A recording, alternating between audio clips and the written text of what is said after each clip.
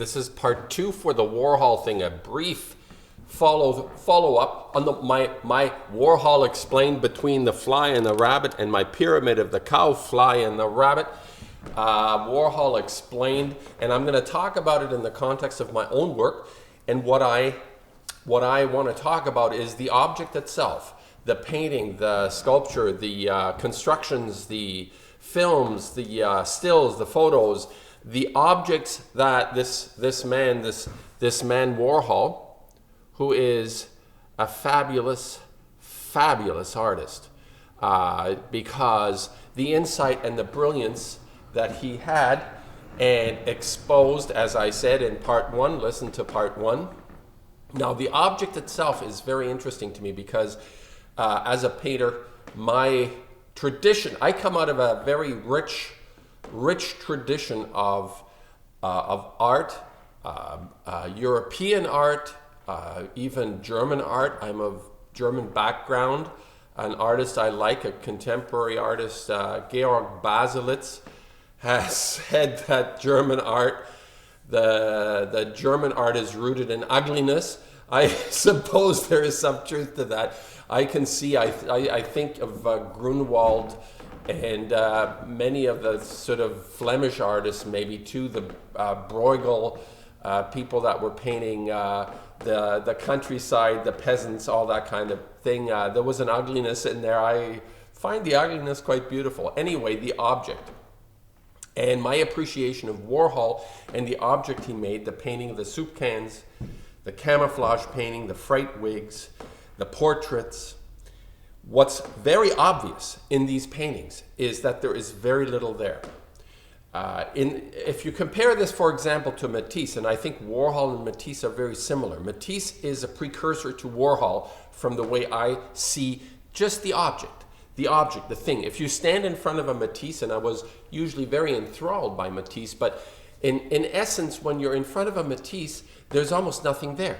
There is a whimsical, wispy kind of turpentine stained surface, and with a very little paint. And of course, there was a reaction to that as well in the the neo-expressionist painters who, like Julian Schnabel, broke plates and put plates on. And then there's like a thick painting like Georg Baselitz, the German expressionist painters. There was a revival of the stuff, the material on the canvas. But the object itself for Warhol became more of a Matisse kind of experience with very little there. And this, in my mind, also expresses this end to culture. If you actually reduce everything to its most minimal basic component, and I'm not talking about minimalism. No, Warhol is not a minimalist. Warhol is someone who took the materials and reduced those materials to their most primary state, primary colors, the colorations. Very simple colorations, Matisse type of colorations. His silk screen, a very simplified an immediacy to the application of whatever he was doing. So he was taking very little time to make a work, which is why he was able to produce so much work.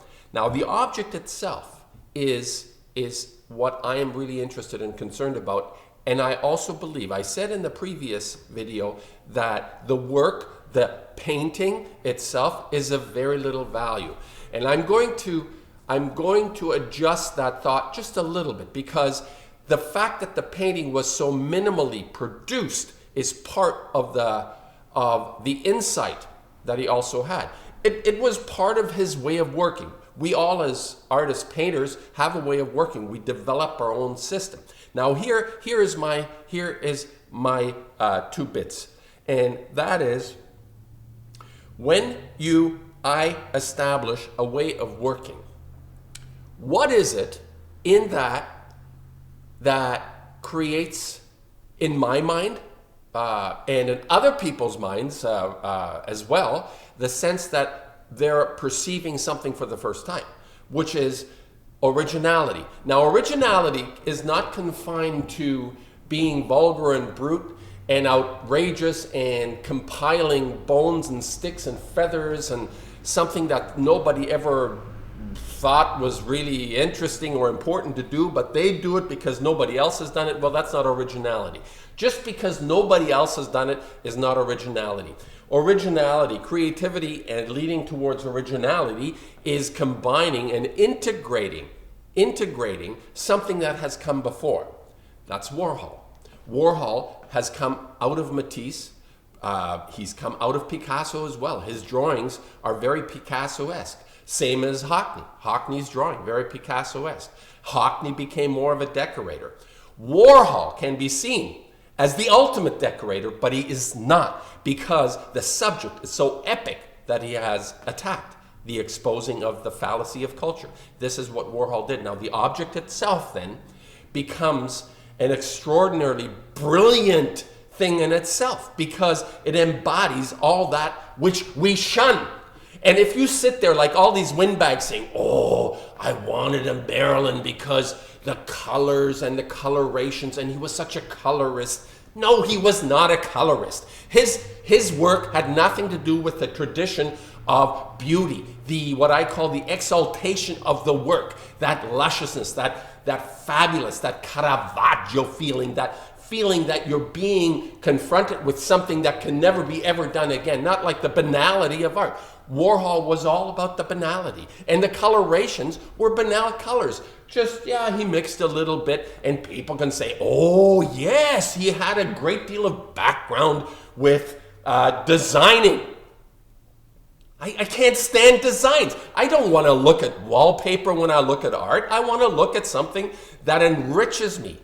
But in the case of Warhol, is not the issue. That was the point. That is the brilliance, the banality of the color, the banality of the process, the banality of everything. This is the thing that makes that work so desirable, if you're going to have it. Not because it sits beside a Rembrandt and all of a sudden you start comparing it to that. Well, it doesn't work, because what he contributed was not to enrich something, but to extract something. He was extracting the soul. Now we're faced with a situation where we are tabla rasa. We're literally in a state where the originality we're going to require from people is to bring that richness back in to feed our souls.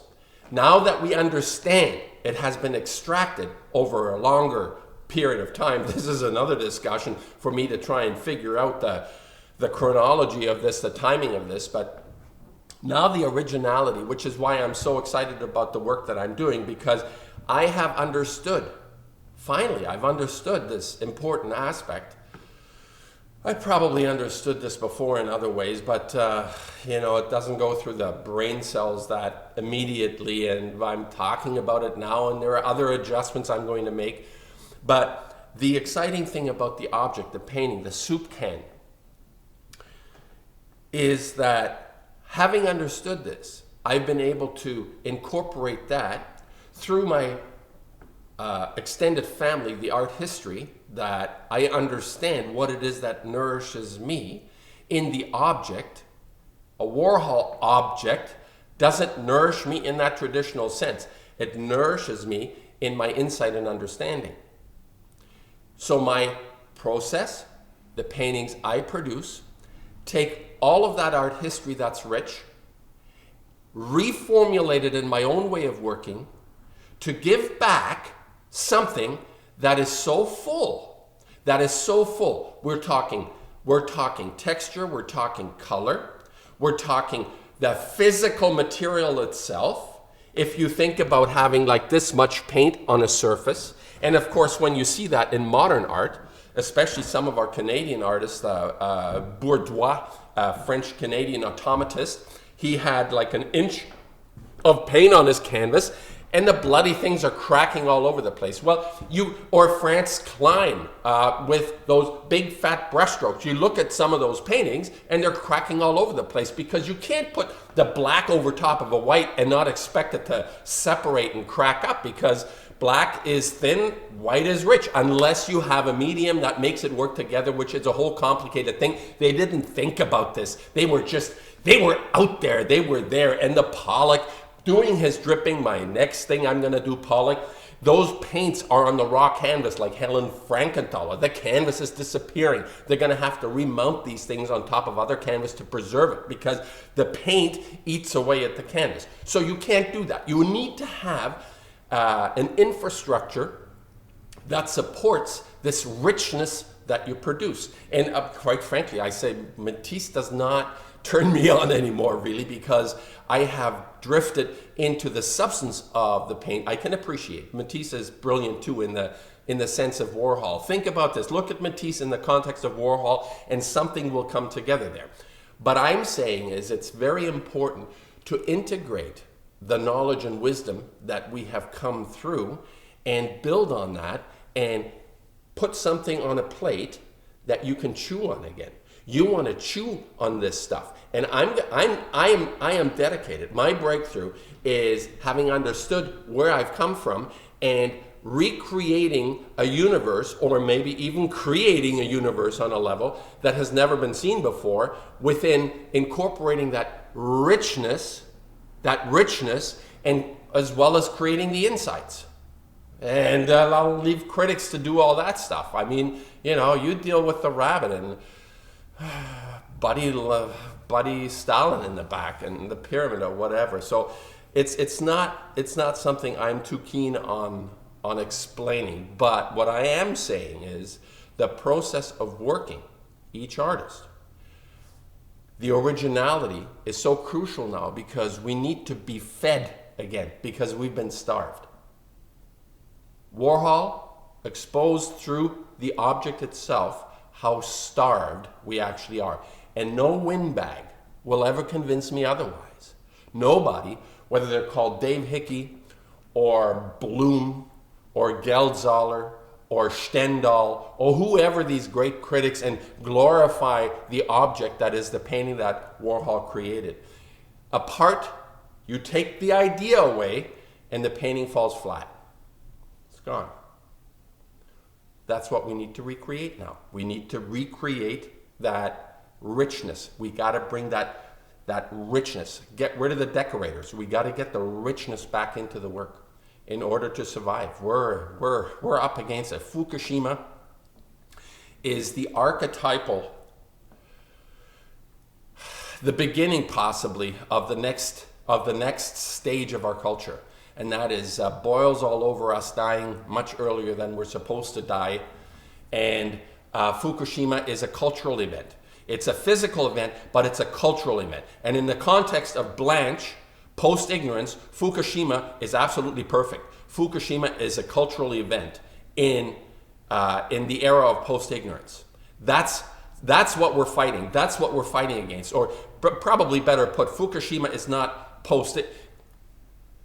it's the ignorant part, okay? It's what we have come through. This is what we are now having to deal with because we've ignored it. We've been ignorant. Now we got to wake up, and the art has to stand up on the level of this threat that we're facing. We cannot face this threat with ignorance. We have to summon everything. We have to summon ourselves to fight this incredible monster. This monster is going to decimate the planet.